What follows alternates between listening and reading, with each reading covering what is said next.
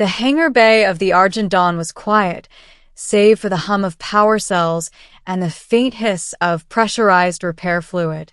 Sparks fell from the exosuit in front of me, a towering shell of alloy and organic mesh, battle-scarred and half-melted from plasma fire.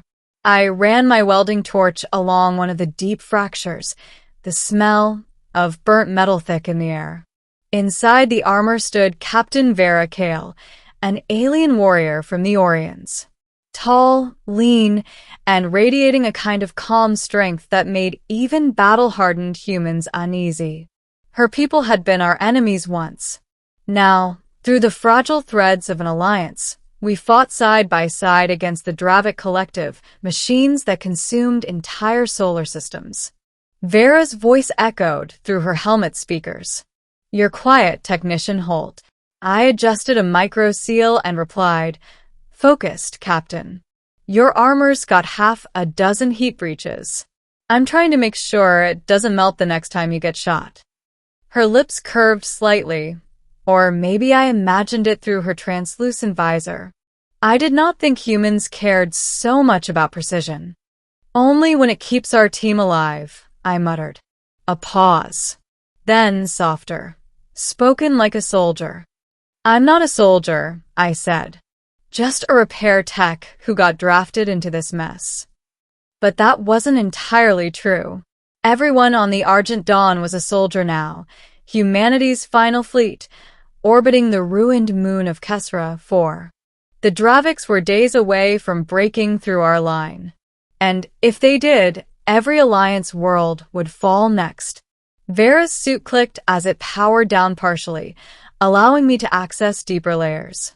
Beneath the hard exoskeleton was a softer mesh that connected to her skin, biosymbiotic. I hesitated before touching it. It pulsed faintly, almost alive. "Does it hurt?" I asked. Her golden eyes met mine through the visor. "It remembers pain," she said simply. "But it does not fear it." That was the first time I realized her armor wasn't just a tool. It was a living extension of her, grown from her own DNA. Fixing it was like tending to a wound. The cracks beneath the metal. Hours passed. The hangar dimmed as the ship cycled into night mode. The others were asleep, but I stayed behind, welding and recalibrating. Vera hadn't moved, standing silently on the maintenance platform. I finally broke the silence. "You've fought longer than anyone else on this ship. Don't you ever get tired?" Her gaze flicked to me, unreadable. "Do humans tire of breathing?" "Sometimes," I said, half joking. "When it hurts too much." Something shifted in her expression, almost sadness. "You have lost someone. Everyone's lost someone." She nodded slowly. "The Draviks consumed my homeworld's oceans. My sister was taken into their cores, alive. Her consciousness feeds their hive now.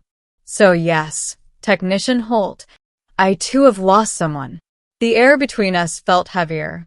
I looked away, focusing on the armor plates again. "I'm sorry." "No," she said. "Do not be. It is war." But her voice cracked on the last word. When I resumed sealing a long fracture near her shoulder, the plasma torch flickered out. "Coolant leak." I cursed and went to retrieve another unit. When I came back, I noticed her visor had retracted. Her face, finally visible, was smooth, marked with faint bioluminescent lines that pulsed like veins of light. Beautiful in a haunting way. Her eyes followed my every movement. "Why do you stay behind when the others rest?" "Because if I stop working, I think too much. About the fact that we might not survive this war." She tilted her head. "Humans always think in terms of survival. Orions think in terms of legacy. That's easy to say when your species isn't hanging by a thread." "Perhaps." She stepped closer, the faint heat from her armor brushing against my suit. "Or perhaps it is why you will outlast us all." For a long moment, neither of us spoke. The hum of the ship filled the silence, steady, alive, fragile. Then, without warning, the entire hangar shook. Red lights flared. An alarm blared across the intercom. Dravik boarding craft detected in Sector 5. Vera's visor snapped back into place. They are here. I grabbed my toolkit and stumbled after her as she strode toward the exit. Wait, your armor's not fully sealed. I will not need perfection to kill them, she said, her tone calm but fierce. I caught up to her and shouted over the klaxons, "You'll die out there if the seals breach." She stopped.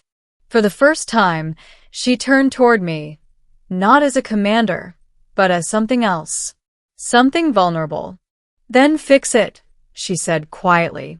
The attack, a test of trust. We reached the loading bay just as the first explosion hit. The hull trembled. A section of the corridor tore open, and a blast of freezing air roared through.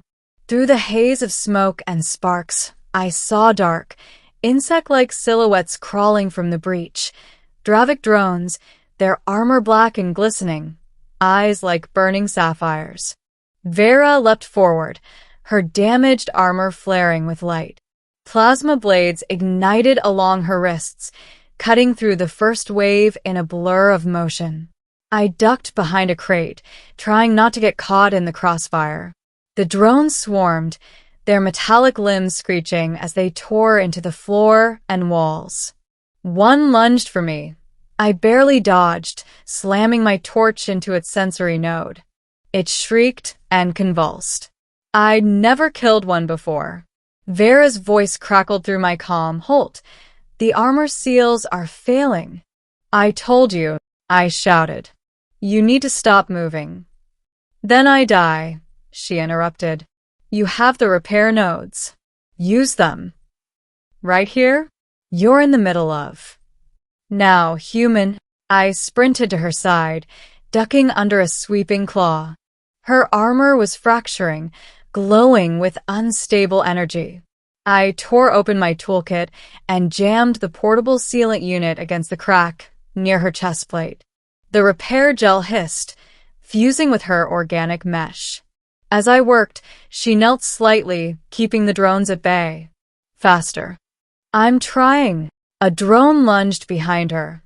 I yelled, "Behind you!" But she didn't turn. Her blade spun in a perfect arc, slicing the creature clean in half. Sparks rained over us. Then, just as I finished patching the last fissure, I felt something warm and strange, the armor's pulse syncing with my heartbeat.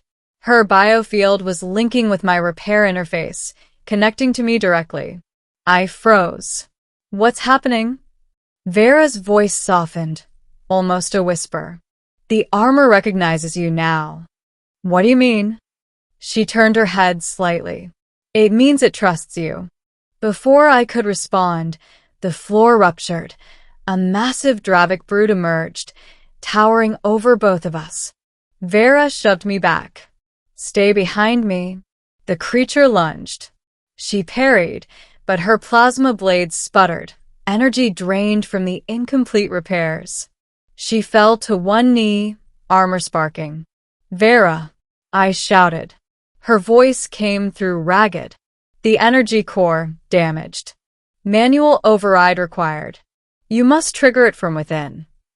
"Within what?" "The chest plate." I hesitated. "You're asking me to reach inside your armor while you're fighting?" She met my gaze through the cracked visor. "Do you trust me?" The world seemed to narrow to that single moment, her voice calm amid chaos, the glow of her eyes steady and strangely human.